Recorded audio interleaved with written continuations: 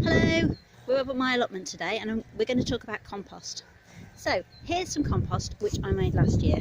You can see it's pretty rough stuff, but what I want to impress on you most in this video is that whatever you are doing to make compost in your garden, whatever you make, it's going to be fantastic for your garden. So this rough compost here is ideal for mulching my fruit bushes, my fruit trees. I can use it for growing potatoes in, or just general mulching all around the garden. If I had turned that over, given it a little bit of water, left it a few more weeks, it would have rotted down further and it would become a crumbly, dark material known as with a high percentage of humus in, which I could then have used for sowing seeds in. Just having a look in the bottom of my compost heap here to see if there's anything suitable. Yeah, that's the kind of thing that you could probably sprinkle straight on your beds, and if you're doing no dig gardening like I am, you would just sow your seeds straight into that compost. Now, what you've got at home probably won't look very much like what I've got here. I'm extremely lucky in that I've got a large area and also had the time and the time and the opportunity to scavenge together enough materials to make myself a pretty good composting area. What you've probably got at home is one of those barrel-shaped plastic composters, which are really good. You're going to do absolutely great with them. And if you just chuck everything in willy-nilly and go back to it after a year, you'll have some perfectly good usable compost at the bottom. What I'm going to show you today is how to make compost rather more quickly than to get it in a year's time. And to do that, you need to use a little bit of you need to know a bit about the principles of composting.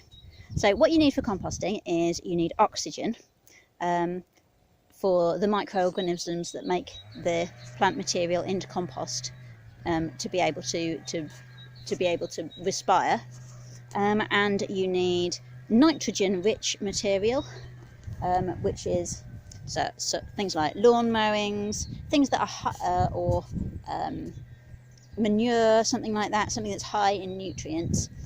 And you need also stuff which is high in fibre or carbon. So I've got some coarse weeds here. And what you do is you just layer them up. If I hadn't got these weeds here, what I would be using would be perhaps cardboard ripped up into pieces. I could use newspaper.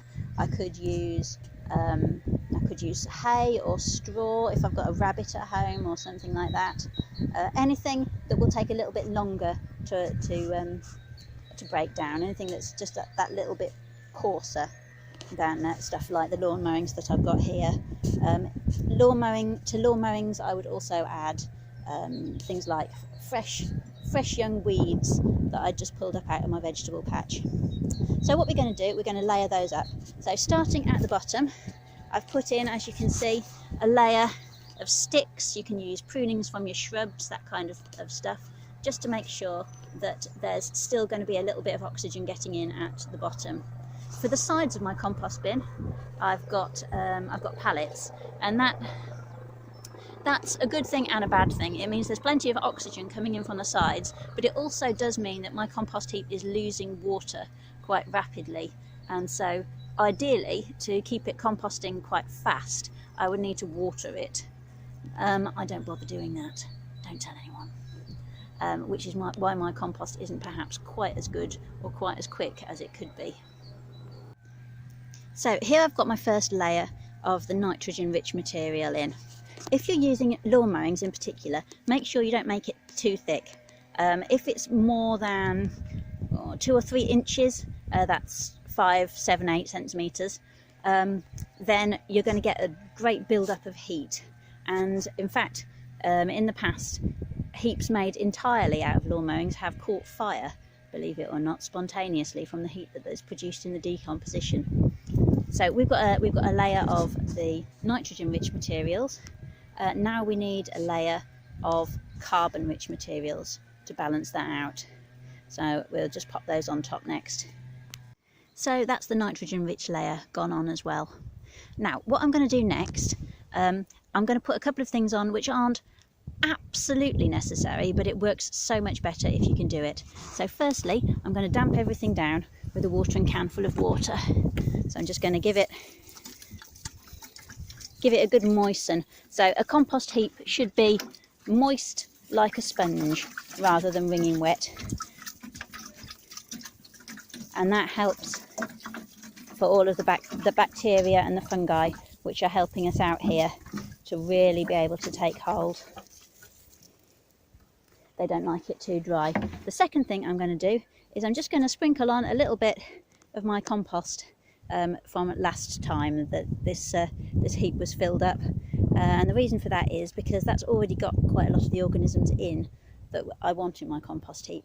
So I'm just going to add some of those as an inoculation. Okay, there's my compost added, and what I would carry on doing now is I would continue to add alternate layers of nitrogen-rich material, that's your grass cuttings and your soft weeds, and carbon-rich material, that's little clippings off your hedge, and weeds that have got a little bit older and a bit woody, and stuff like that, until I reach the top of the heap.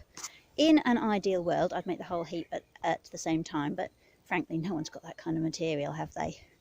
The reason that I've made my compost boxes so big is because if you can get your heap to be a metre cubed in size, it holds the heat beautifully. And if it holds the heat, then that means it will be working much faster. So what I would do, once the heap starts to cool down again, and all the thermophilic bacteria have done their thing, and the fungi, is I would turn it with a spade, or in fact a fork, and then allow it to heat up again.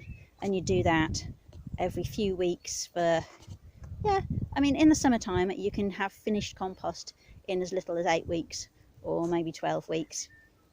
I've never actually gone to all the bother of doing that. I do it, I know the principles, and I do it as well as I can, and I just leave it the time it takes after that. And then if I get coarse material around the edge of the heap here, where it's been close to the outside, and perhaps hasn't had quite as much water as it needed, or hasn't had heated up as well as it would have benefited from, I just use that coarse material to put around my fruit trees rather than using it on the vegetable beds. The benefit of turning your heap and making sure that it all heats up properly is that if you had any weed seeds in there, the temperatures that the heap achieves will actually kill those off. So if like me, you're a little bit lazy and you don't want to be bothered to turn it and water it and do all of that stuff, then you can reckon with there being some weed seeds in your compost. What I try and do actually is I try and catch the weeds before they set seed. And that's what works for me. So when you finish putting stuff on your compost heap for the day, it's time to put on a lid. So I'm using a bit of old cardboard here. So I've finished my compost heap, I've given it some water. Now I'm putting this on to conserve the warmth and the water. And I shall put this old crate on to stop that blowing away in the wind. And there we are, ready for another day. This is the kind of compost bin that I've got in the garden. So the kind of barrel composter that you can get from the council. They've got a little hatch at the bottom that you can open up, and theoretically you can spade your compost out of that. I've never found that worked for me. So I've just lifted one of my other bins off the compost that is within it, and this is what I've found. So here on the top, we've got some material that hasn't really composted at all yet. That's the remains of my tomatoes from last year. The reason they haven't composted down is I should have put some nitrogen-rich material on top of them to help this more fibrous, carbon-rich material break down. I didn't do that, but that's fine. What I'm going to do, I'll just fork that off straight into the top of the compost bin that I'm filling at the moment. So lower down, we've got some potatoes which have started growing in the compost heap. We've got some sort of kind of semi-rotted material which I can either use for mulch or I can dig in as compost. And here down at the bottom we've got some really good, rich, dark material. You can see there's quite a few eggshells in it. I'm putting the eggshells in to improve the calcium content of the soil. That calcium is particularly important for your cabbage family plants. What I should probably really do is I should crush the eggshells before they grow in, and make or even powder them really, and that would make the calcium a little bit more available to the plants in the short term. So there you go, that's the compost that I'm going to be using on my garden.